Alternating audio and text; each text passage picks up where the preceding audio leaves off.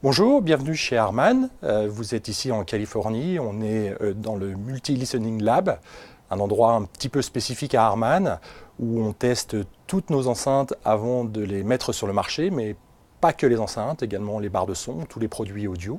Donc c'est un endroit très très spécial qui est certainement unique dans le monde. Et le but est de vérifier avant le lancement d'un produit que l'on peut effectivement au moins être aussi bon, si ce n'est meilleur que la concurrence, dans un environnement où en fait on va écouter notre produit avec la concurrence sans avoir, je dirais, de contact visuel avec le produit, juste en l'écoutant et en essayant de se rendre compte effectivement que ce produit est supérieur en qualité acoustique aux autres.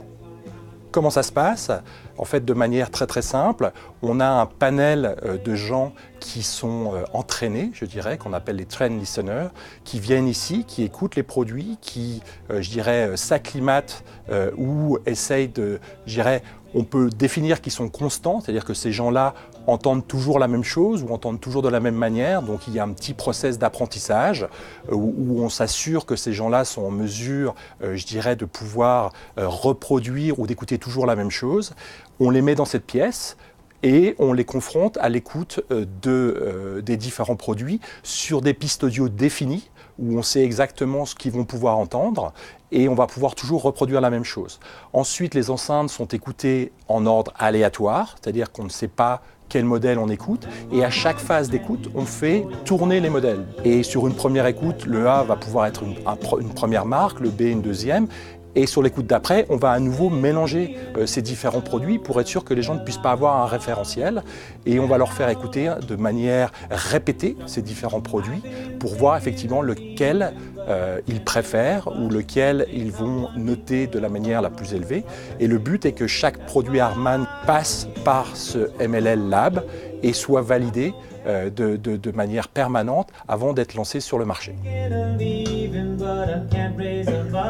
James, I'm wondering, could I borrow your truck? I said, that's why I'm here.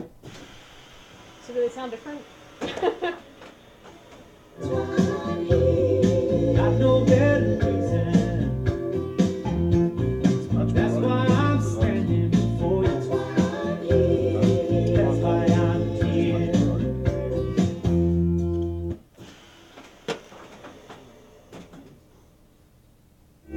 He said me and Melissa, well, we fell out of love, ran out of luck, seems like lightning struck. I've been thinking of leaving, but I can't raise a buck.